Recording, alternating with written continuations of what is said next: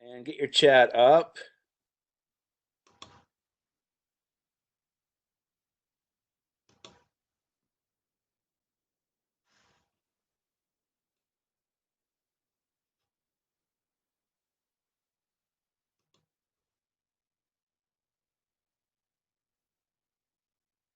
Real Jane, we'll wait a couple minutes till everybody gets here. I'm very excited to be doing this webinar. We're going to have a lot of fun. First of 7, talking all about how to have your own vegetable garden. Today we're talking about all the cool weather crops, the things that I love growing. And it's been a great start to the season. I'm also really into daffodils. So I've been posting on my Facebook page all about the different daffodils that are blooming, and went to a place down in Washington County called Joe Ham's Daffodil Hortus, which is this daffodil collection, and it's the greatest collection in Western Pennsylvania. So go on to the Facebook page, take a look at that, and it's just it's a magical place with all those daffodils going back to the 1600s, believe it or not. So yeah, as I said, we'll be starting in just a minute. I'm looking forward to telling everybody just all the little tricks and tips that I've learned over the years, especially about cool weather crops. So many people, they'll garden from frost to frost, but in our climate, I'm gardening year round, believe it or not, with a little bit of protection. And we're at a point in the season now where any of these cool weather crops, they're just gonna love this weather. And that was a cold one last night, though, here in Western PA. Boy, I'll tell you. But everything made it, so that's good news. All right, what do you think? Ready to get started? I'm gonna put up this here. Hopefully, I'll be able to see your chats. All right, hold on a second. I gotta get the figure out how to do the chat.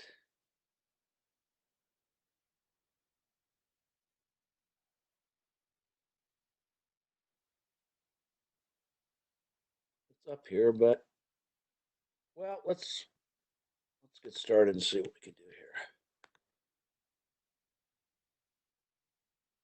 So the plants we're talking about today, they don't care at all about frost. Beans and tomatoes and peppers, those things, they can't grow out in this cold weather. But the things that we're going to talk about today are all plants that love this kind of cool weather. And that's what we have to think about when we're choosing either the plants or the seeds that we're going to use.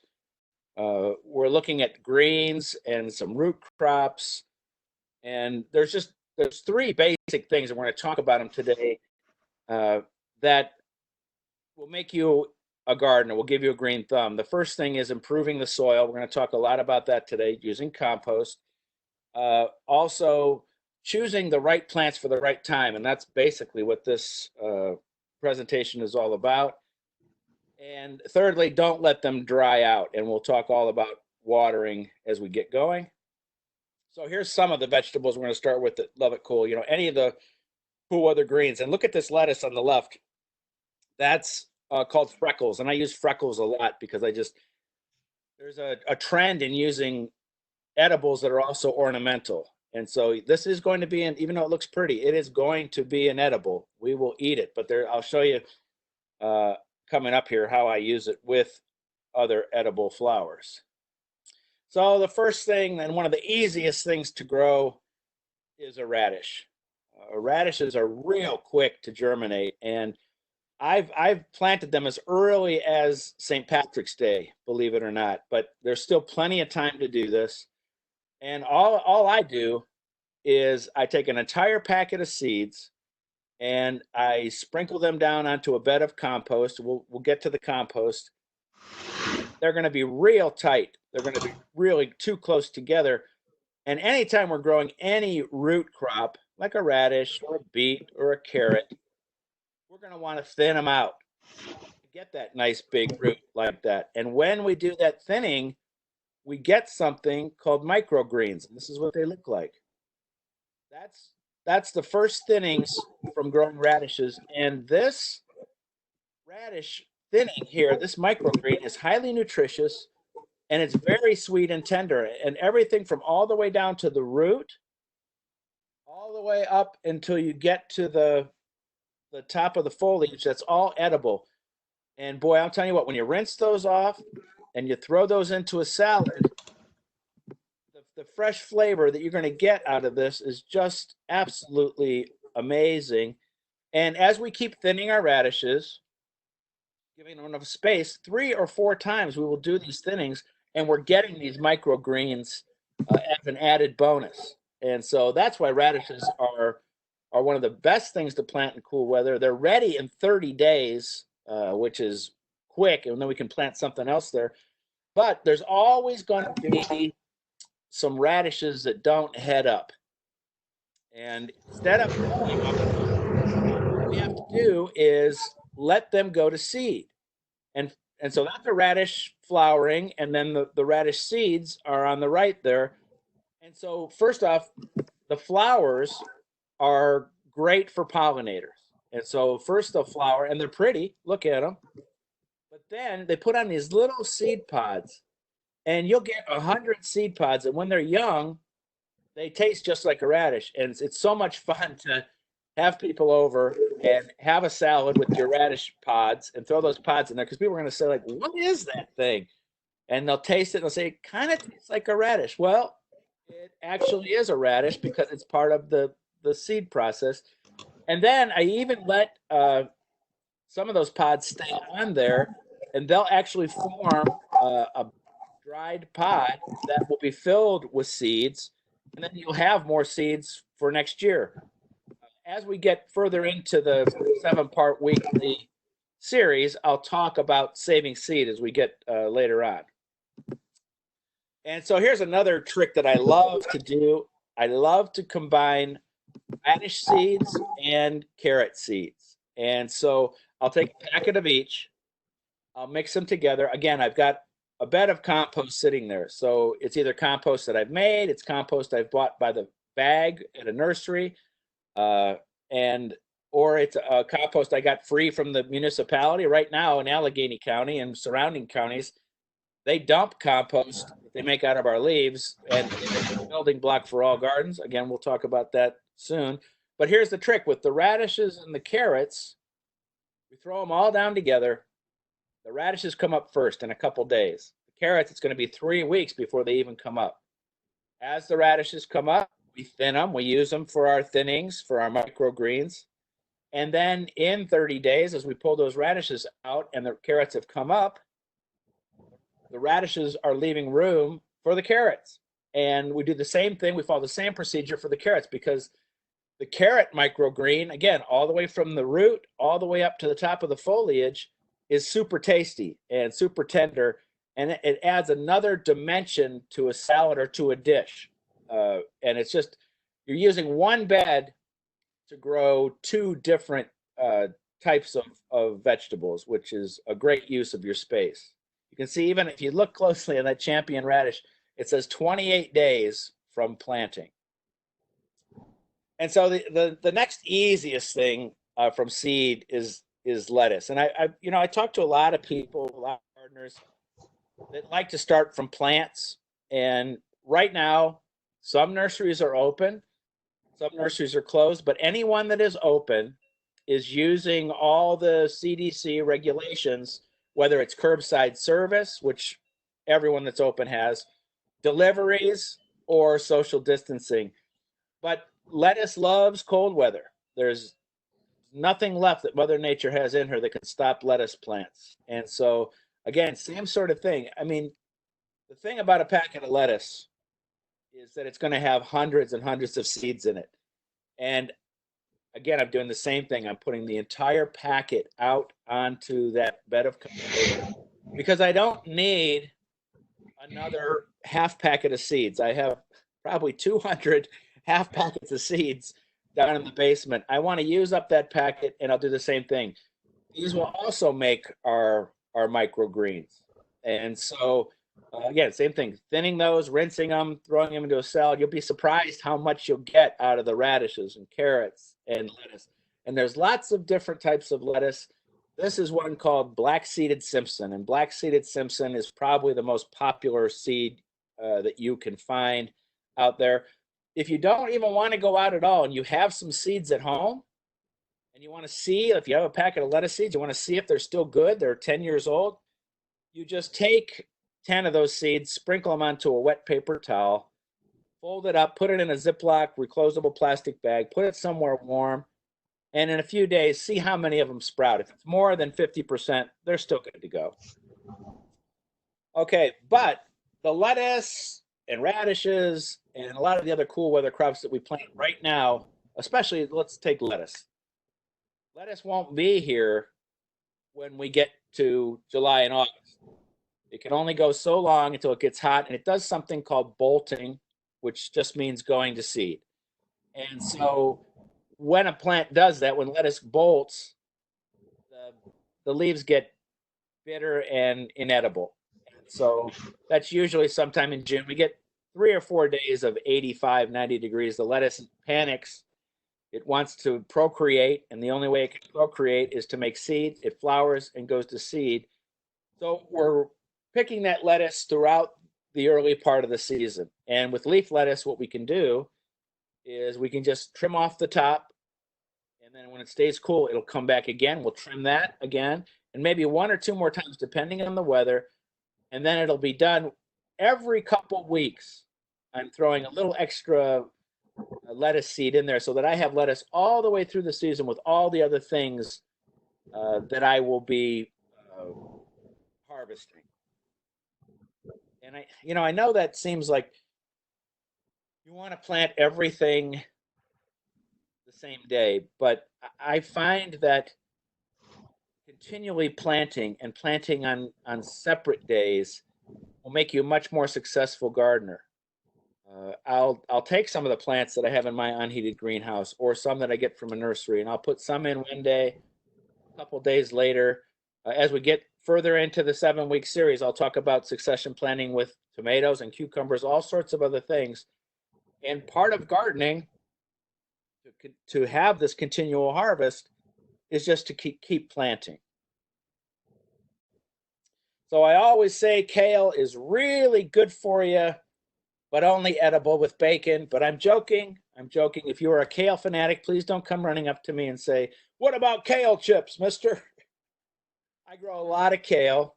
And actually, the kale that's out there now, which is overwintered, every time we get a frost, and we'll have frost all the way up until around May 20th, 25th, every time something like kale or Brussels sprouts or cabbage, anything from that family gets a frost, it gets sweeter.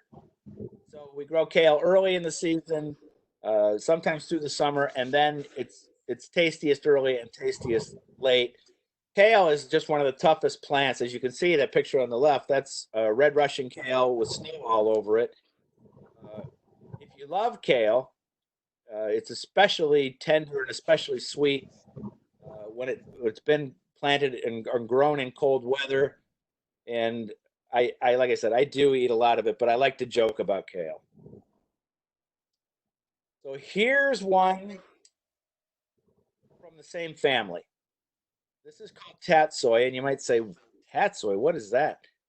A lot of times I go to a nursery and I'll look through the seeds and I'll be like, I've never heard of that one. And tatsoi is one of those things. Again, from the broccoli, kale, mustard family, and it makes these beautiful green rosettes. But as kale has a very strong flavor, tatsoi is very mild flavor. And not only does it thrive in cool weather, it must have cool weather. Once we get into those 80s again, it's going to bolt, it's going to go to seed. And again, many times I'll leave a couple plants there, let them go to seed, and save the seed, which is, again, something we'll talk about later in the season. But boy, I'm telling you, tatsoi is so mild, you just throw those leaves in a salad, and like kids aren't going to know the difference. They're going to see something different in there, but it just has a very mild flavor, and you put a little salad dressing on there, you'll be good to go. Let me get out of the presentation for just a second and see where we're at. If I've got any chats here, any questions? Oh, Jane, I'm sorry. You can't see anything I'm showing? Is everyone seeing the? Okay, Jane, you can't see it. Cheryl, can you see the presentation? No. Oh, geez. I'm doing something wrong then. I can see you there, Bill. So we're not seeing our presentation? No, I'm seeing you. Well, that's not so bad. True enough. I'll figure it out. Okay, let's see. Oh, here we go. Okay.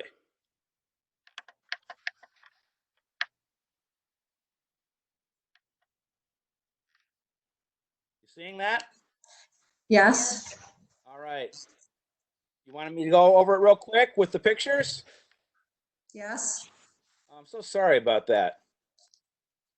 No This is the first time I've ever done one of these. And actually, I'm going to get out and see if I get the chat going.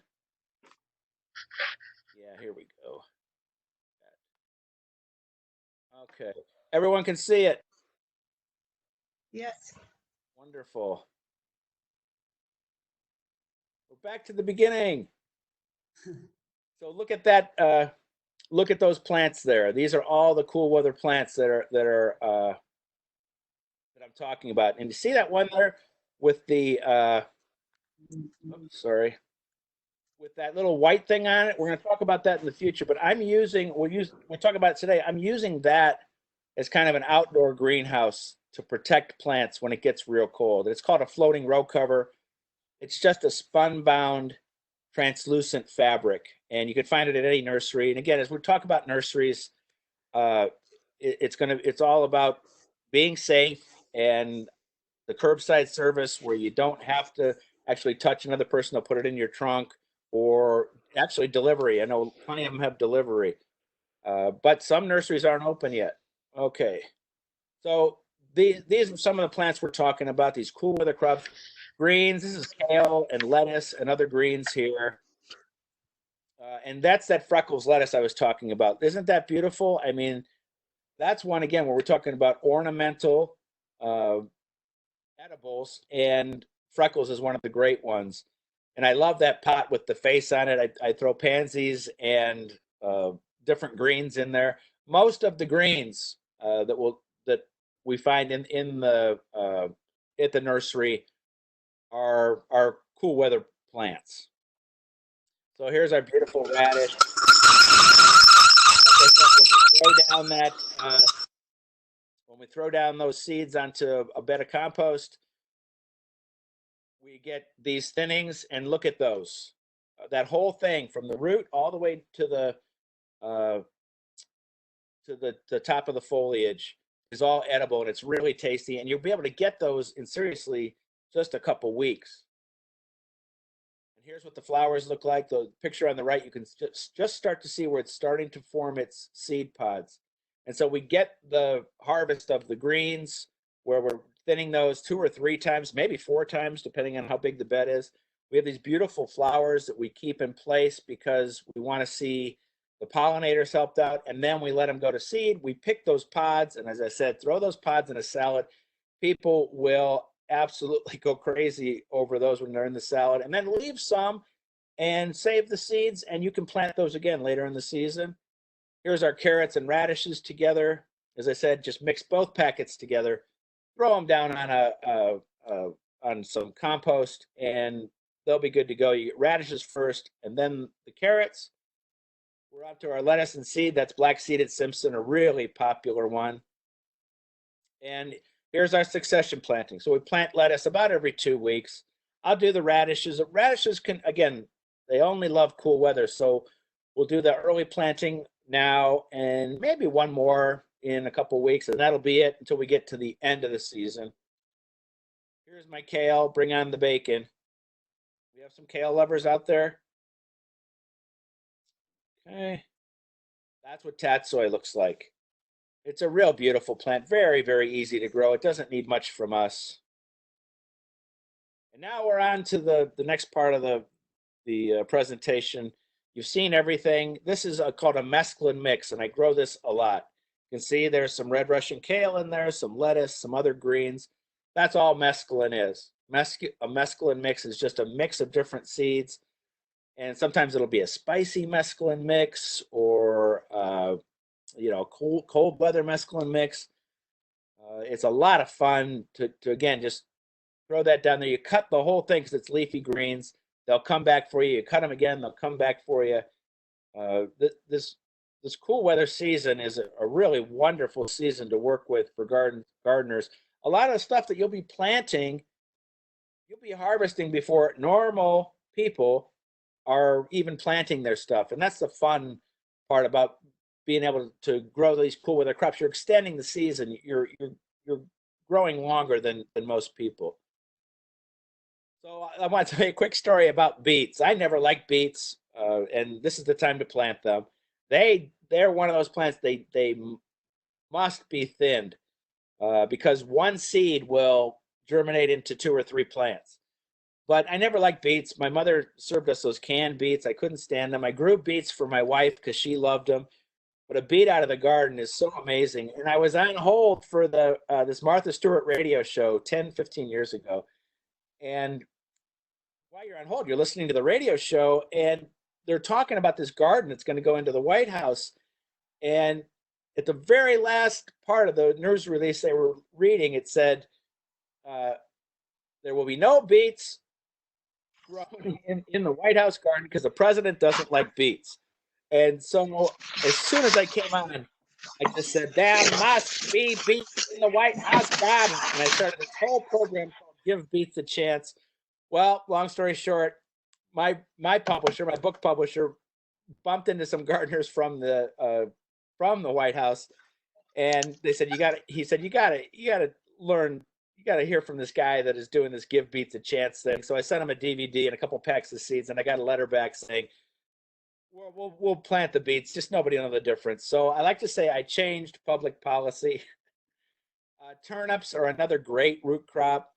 Lots of other greens. Cilantro, again, it only loves cold weather. And so that's why a lot of times people try to grow the cilantro with tomatoes in the heat to make salsa. It never works. And then corn mache or mash, depending on how you pronounce it, that's another, just a cool weather green that just has a wonderful mild flavor.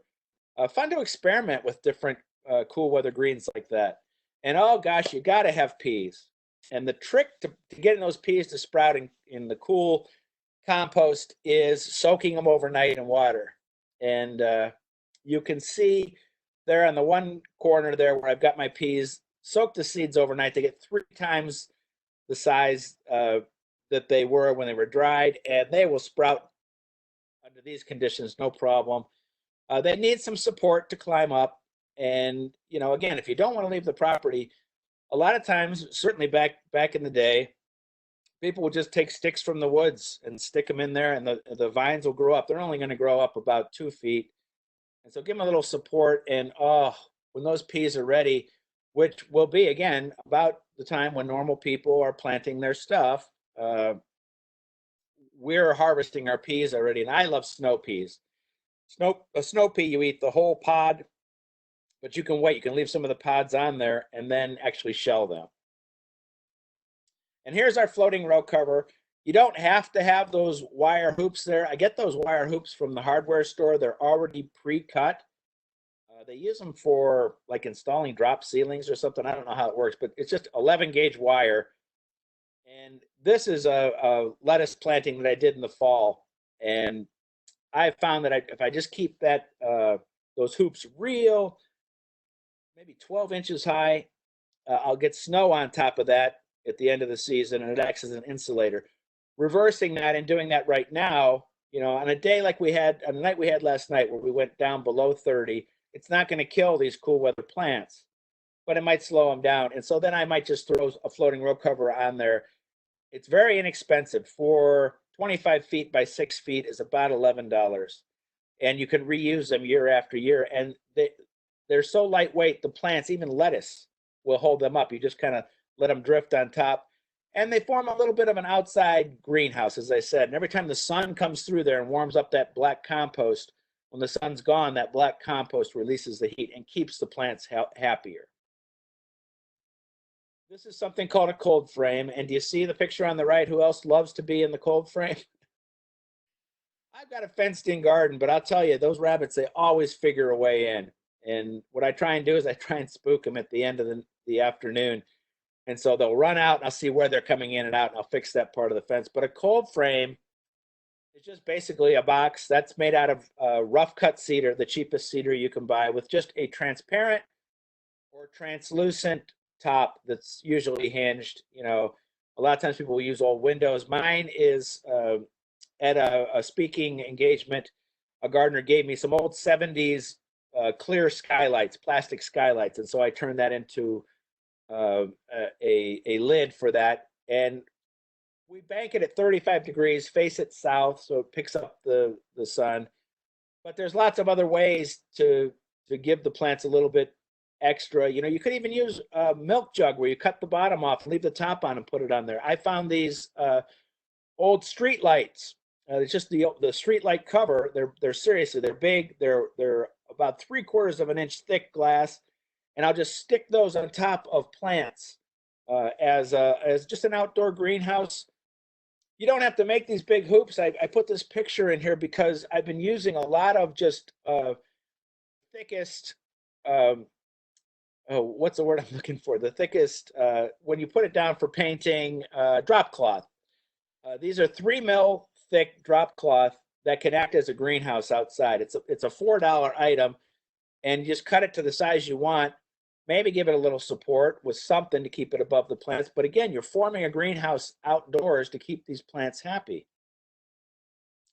Oh, and here's one of my favorite things. That's that Freckles lettuce with some violas in it. And violas are edible, as are pansies, but you want to get just the flower. You don't want to get the stem. And I had these in the TV studio for KDKA's Pittsburgh Today Live. I had the flowers, and I said, and it was bring your kid to work day. So the staff that works there, the kids were on the set with me. And I said, kids, you're gonna love this. You can eat these flowers. But I didn't warn them about the stems. And so one kid was eating the flower, and he got down to the stem, and the stem's very bitter. And I said, so how is it? And he's like, oh, really good, really good. He was trying to play it off for TV. But as I said, ornamental edibles have become a big deal. And what I'll do is I'll put the Freckles lettuce in. I'll put some pansies or violas in there. And then when the lettuce is ready to be harvested, the violas take over. Whenever we're planting a cool weather plant like the violas or pansies, they're planted early, planted now, but they're only going to go till about July 4th. They can't take the heat. So if you're interested, I love starting seeds indoors. And if you've got an old fluorescent shop light around, that would work.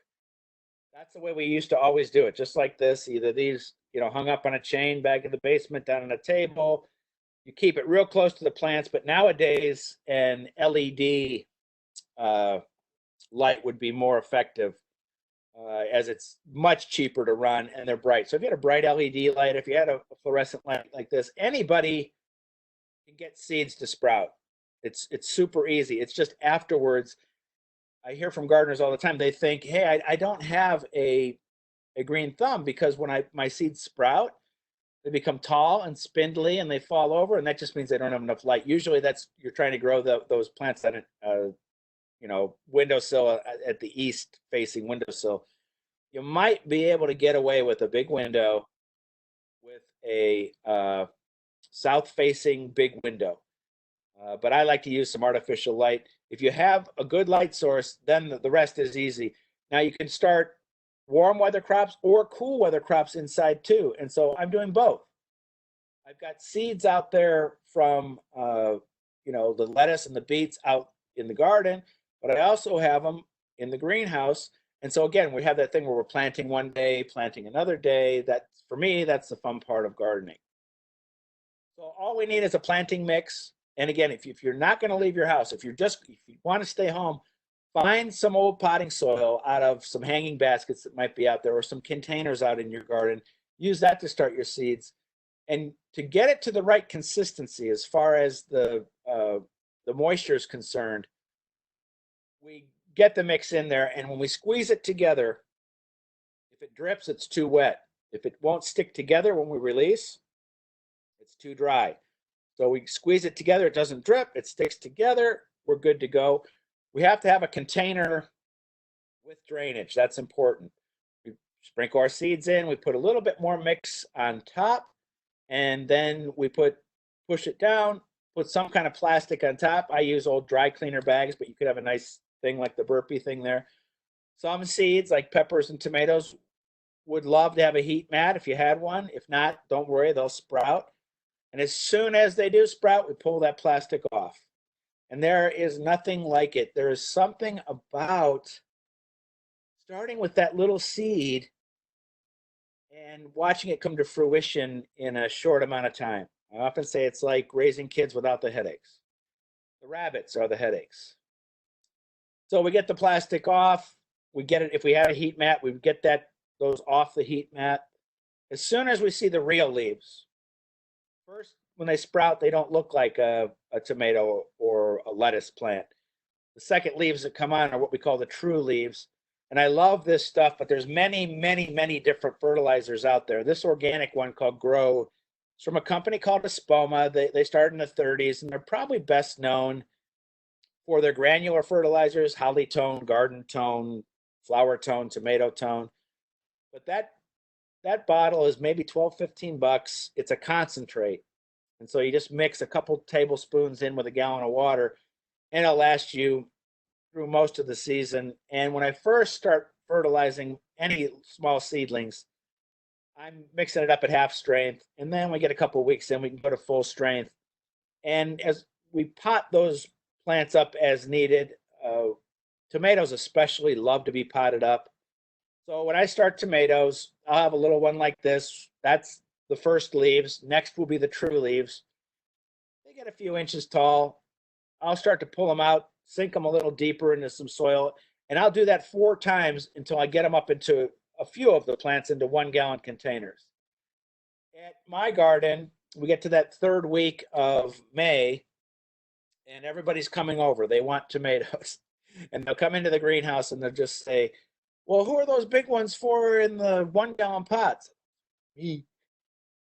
But I'm happy to give away tomatoes. I'm growing hundreds and hundreds of tomatoes, and I can only plant maybe 35 plants tops. It's fun to grow things from seed indoors because you are saving money, but also you're growing something different. When we first start gardening, we're just happy we didn't kill something. It lived, and then we want to grow something different. So I'm growing all sorts of weird tomatoes, weird stuff. In fact, one of the presentations coming up is all about growing different things. We want to grow something different than the neighbors are growing. When we do start things indoors, we want to put them into a sort of halfway house. We want them, sometimes it's just close to the house for a couple hours at first in the shade. The next day, a little bit longer. I use my cold frames as this place. And after 7 days of in and out, the last 2 days, you're letting them out there on their own.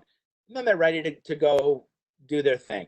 They're ready to take that brunt of the spring weather.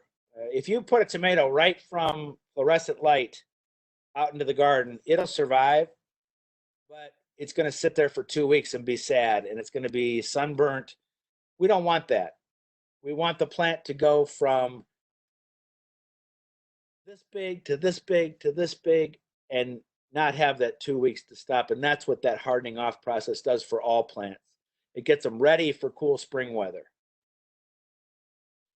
So whenever I'm planting anything outdoors, tomatoes, peppers, lettuce, anything that I have a plant, I'm putting a little bit of a depression there to catch any rainwater that I can. Mulch is important. I'm going to talk a little bit more about mulch when we get going here. It does preserve the water, the spring rains that are in there, and it also helps fight fungal diseases by smothering fungal spores.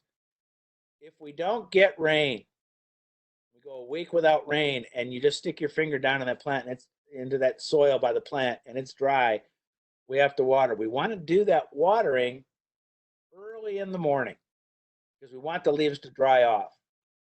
If the leaves don't dry off of certain plants that are susceptible to fungal diseases, that water will stay on there. People often ask me, why wouldn't I water at night? I wouldn't have any evaporation and the water would be there. Yes, you wouldn't have the evaporation, but you would not have the evaporation off the leaves. When the leaves stay wet for 24 hours, now a fungal spore can enter the plant system. And that's when we come into problems. Yes, it's going to rain at night, but if we watered later in the day, we'd be adding insult to injury. Water in the morning if you can. And we only need to water once a week. We want to give that plant 1 inch of water a week. And so we really soak the plant in. We want that water to go down so that the roots are going to be reaching for what they need when we get to the tough times in July and August. We're training that plant to be ready for the summer. And the same sort of principle, water down at the base to try and keep the leaves dry if we can. So I'm an organic gardener, and the way that I'm making everything grow strong is by that first thing of the 3 things we talked about. Every time I'm planting something, I'm improving the soil, and I'm using this stuff called compost.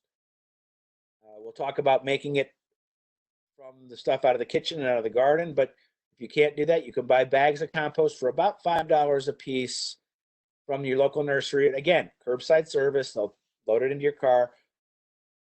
In Allegheny County and surrounding counties in Pennsylvania, there's free compost. You just need to find out where it is, contact your municipality. They usually dump it twice a year in April, big giant pile of beautiful black gold made out of our leaves. And I often do get questions about the quality of the compost. If we're collecting leaves from all over the city, how do we know there's nothing bad in there? Well, in the municipal composting system, there are strict regulations about temperature and how long that compost has to go. So it's a 2-year process where temperatures are reaching above 160 degrees, which is burning out all the weed seeds and diseases. And so we know it's safe. Sometimes you'll see plants left over on the edges of a compost pile like that you're getting your compost from. Leave the plants alone. And so lots of different ways to make compost. Up in the right-hand corner is my system, 3 bins. We take everything out of the kitchen except for oil, dairy, and meats. And that's because those can't attract rodents. In my case, my bins are out in the woods. Nothing wants to get in there except Max the Wonder Dog. If you ever see my videos, you'll see Max the Wonder Dog. He tries to get his way in the compost pile, but possums and raccoons and other rodents or critters aren't interested because there's no meat or dairy in there. So it's eggshells and coffee grounds, unbleached paper towels. The thing is about compost, anything that once was living will eventually become compost. It's just how fast we want to get it. So in the 3 bin system, we call it passive system. Some people might call it, for me, the lazy system, because I'm just piling it up into that first pile. When that bin's filled up, we start filling up number 2. By the time number 2 is filled up, usually number 1's ready. If not, we will just start putting new material in number 3, and you'll never make enough. You'll never make enough compost because you'll use it everywhere. Down in the right-hand corner is a rotating bin. A rotating bin can give you compost in as short as 45 days. And it doesn't have to be a fancy one like that. It could just be well, I think I have a picture of one here. Yeah, the blue one in the left-hand corner there. That's just one that somebody made. You could not even have it up on a rack like that. You could just roll it every day. You can have pretty compost piles. You can have ugly compost piles. You can have open systems. You can have closed systems, depending on how you want to compost. But we're just adding the stuff from the kitchen, adding anything left over from the garden that isn't diseased. And in between, every time I do it, I'm just throwing a layer of shredded leaves in there. I've got lots of shredded leaves just sitting by the compost pile. That's the brown material. You've got green and brown, and there are ratios, but don't worry about all that when you're composting. As I said, anything that once was living will become compost. So you just throw that stuff all in there. When it's ready, you'll just get in there. You'll see it. It's just sweet smelling and sometimes there's things that are bigger in there. I just throw my compost. I have a hardware cloth on a frame, a 2x4 frame. I just put over the wheelbarrow. I throw the compost in and kind of use it as a sieve. It's funny, the things that you find a lot of forks because somehow, especially when we had kids living in the house, the forks would end up in the compost bin and they'd take it out to the compost pile. And so I just bring them back into the house, don't tell my wife, and just put them into the dishwasher. So let's talk a little bit about being an organic gardener, about growing without chemicals. One of the things about gardening is helping the pollinators. Not only are honeybees, European honeybees, under stress, all our native pollinators are under stress too. And they all help us with our flowers and with our vegetables. If we help the pollinators, they'll help us. And the first thing is don't use chemicals in your garden if you want to help the pollinators. And so birds and bees and butterflies and moths and hummingbirds, they're all going to come help you garden. And you don't want them to encounter the chemicals. When I first gardened, I tell this story a lot. I had cabbage worms really bad. And I didn't know what to do. I called a friend. He said, oh, just get this stuff called 7, sprinkle it down.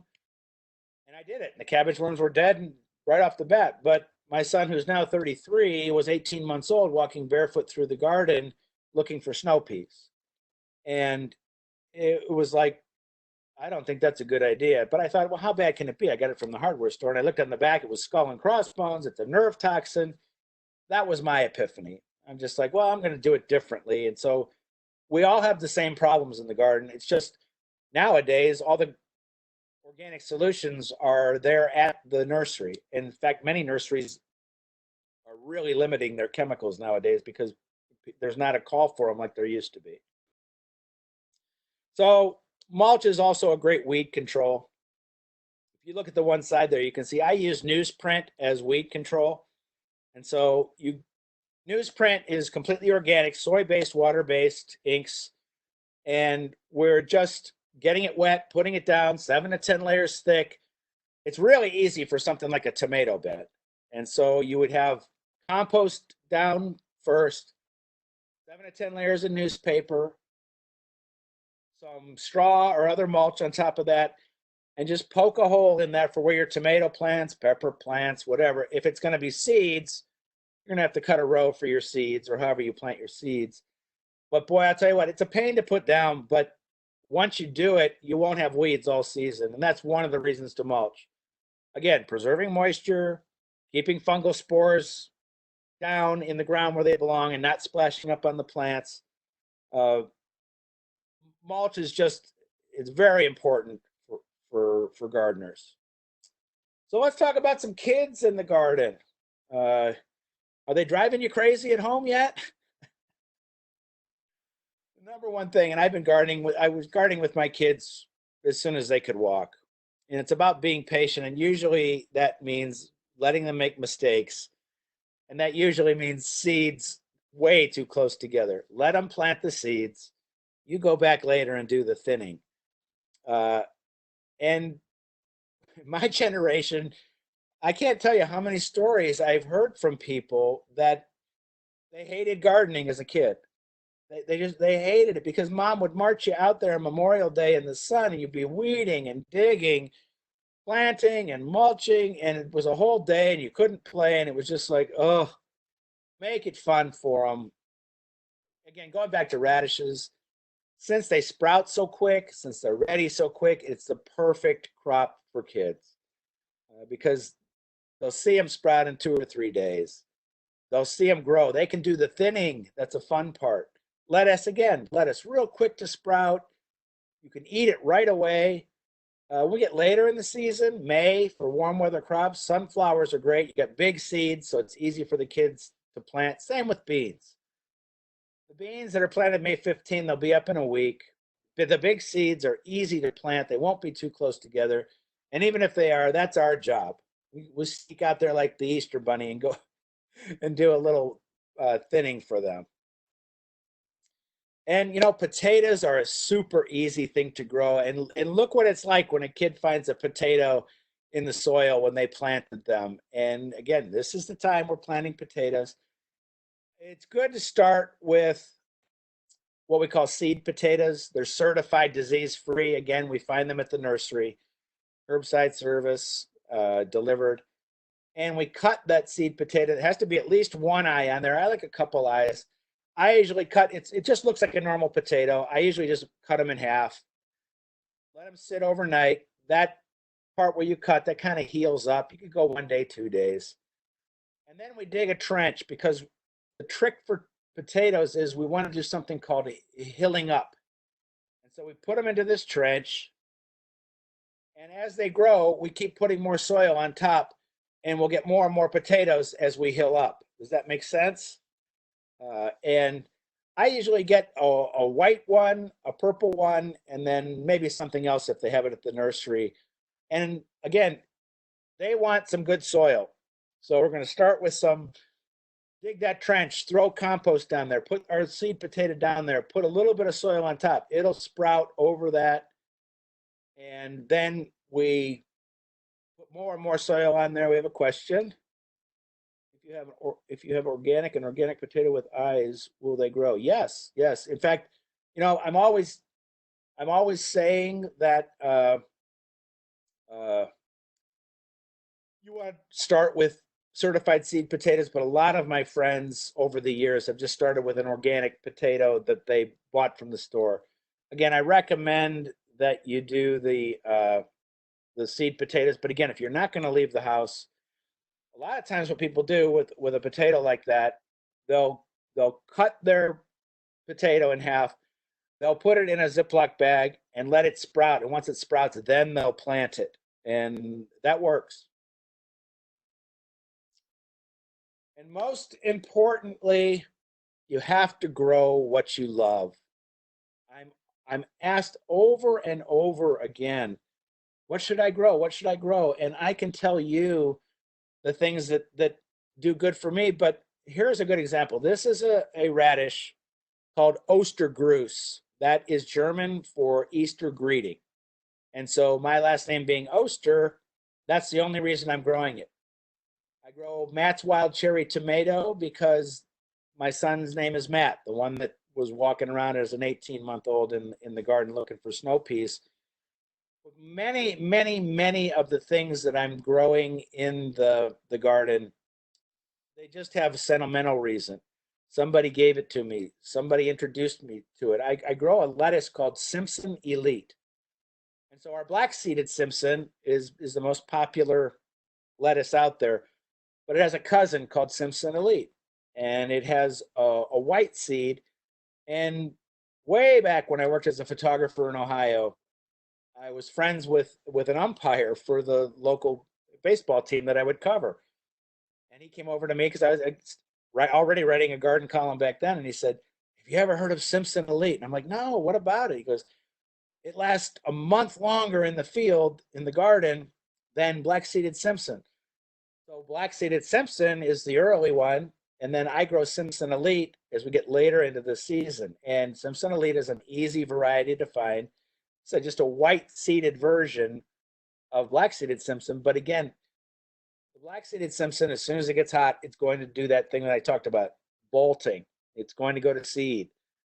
With the Simpson Elite, it'll sit out there, depending on the weather, 3 to 4 weeks longer, so we can harvest for a longer amount of time. And so every time that I'm looking at my Simpson Elite lettuce, I think of that umpire back in the 1980s that turned me onto it.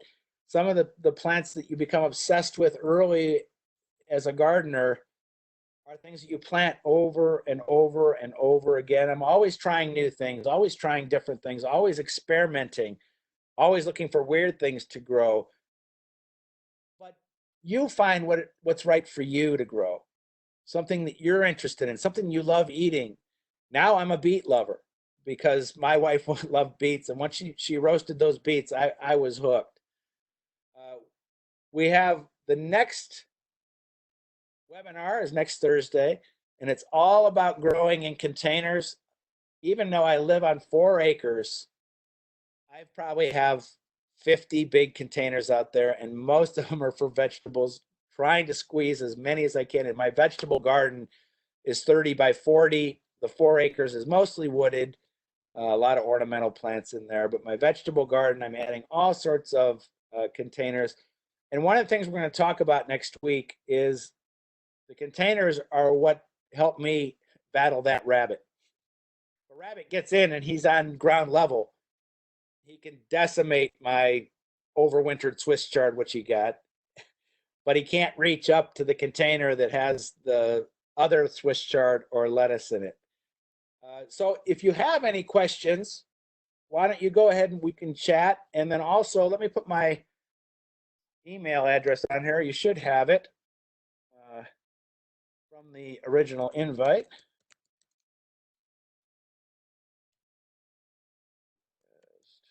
.net. If you had a question to follow up after this, you can see that. I'll answer the potato question. Yes, organic potatoes would be good. And how about some questions before we go? Anybody have one there that they want to? You could put your audio back on if you want to do it that way, or through chatting here. Fine. Go ahead, Bill. Okay, Bill's muted. Anybody else have a question before we go? I hope you enjoyed it. I sure enjoyed talking about it. There is a question. Yeah, about the garden centers. It's very confusing about the garden centers, who can open and who can't. I know everyone's trying to get open, but the only way they're going to be open is if they follow these CDC rules. I've been to a couple. I like the curbside if I can get it, where I'll call ahead or get online and order what I want. And we're good to go. Most every nursery is going to have to be open here pretty soon. Otherwise, they're not going to make it. Oh, thank you. Love your energy, enthusiasm. Thanks for promoting organic. Well, like I said, I've been an organic gardener since the 80s, but I want to tell you, I don't want to turn anybody off. I don't want to be on a pulpit when I talk about organics. I grow that way. It's less expensive. It is safer. And I'm telling you what, proof's in the pudding. I post my garden pictures every day, and you can see my successes and failures. And I don't care if you're a chemical gardener or a organic gardener, we're all going to have successes and failures. That's part of gardening. That's just what we do. Organic stuff tastes better. All right. I don't know if there's any science behind that, but I'll agree with you there. Any other garden questions before we go? I would love to answer them. It was so much fun for me to have this webinar, to be able to interact with gardeners again. This is definitely a strange time, but this is going to be a big year for gardening. People want to grow their own food, and I'm going to help them garden and grow their own food. You know what? We can talk about herbs next week if you're on. We could talk about, because I do grow a lot of herbs in containers. I love to have a big container right outside of the kitchen, and I'll do it with basil or something tall in the middle, and then sage or thyme or something like that, then oregano and mint over the edge. One word of warning about mint: never let it escape. And if I had mint in a container, I would actually have to cover up the bottom of that drainage hole, because they can sneak out the back. And once you have mint, you'll always have mint. I have mint where I dropped a pool on top of a garden that had mint in it, and the mint is coming out from the side of the pool. Whenever you get in and out of the pool, you're smelling like, that smells really good. Yes, that's good. I have rogue mint too. It is beautiful and tasty, but it's invasive. Try not to let it escape. It's one of those things that you'll never ever get rid of. And anybody who has ever let it escape will know that. Colored mulch. I don't like colored mulch, and I would not use it for food. And I don't have science behind that. It's just, I like natural things around the food. I don't want treated wood. I don't want colored mulch. I don't want treated mulch. Straw for me around food crops is what I prefer. Question is, I have a big garden table filled with organic dirt from last year. How much should I replace for this new season? That's a great question. I only like to take about a third off. I don't want to replace everything in that container. It would cost me a mint and it would be really hard work. And so a lot of times the container will kind of sink down, not the container itself, but the soil inside the container will sink down. And so if I've got 2 or 3 inches there, I'll add new stuff there. All my containers, again, I'm using that grow fertilizer from Espoma, but you could find another one. You could find another concentrate like that. Every time I water that container from June until August, what we call high season, when we have long days and those plants are eating up all the nutrients, I'm feeding that grow when I'm watering. And I learned that from my friend Frank Peasy, who used to be the horticulturist at the Pittsburgh Zoo and PPG Aquarium. He taught me that, and that's why their containers look good, and that's why my containers look that good right now. Right now during the summer. And so it's feeding. That one that's on the screen right now, the watering can, that's when I first planted it. You can't believe the size of the lettuce that's in there now. I told my wife, I said, we've got to harvest that stuff today if we want a salad. Got some spinach that's overwintered out in the garden that I've been able to keep the rabbit off, which is good news. And we're going to have a lot of fun in this series, I'm telling you. And I'm so glad that you came and joined up for this. And so yes, if I have to water every week, I'm fertilizing every week. Every time I water, I'm fertilizing my containers because they are going to eat up the nutrients in there. Any other questions before we go? We are running out of time. All right. Well, thank you very much. I'm looking forward to seeing you guys in the upcoming weeks. And any questions you have that we didn't answer here, please feel free to reach out to me on email. I answer all my questions. That's what I do. I love answering garden questions. And I think we're going to call it because I think we're running out of time. I want to thank everybody who came. And again, reach out to me on email, and hopefully we'll see you next week. Thank you very much, everybody. The webinar is over.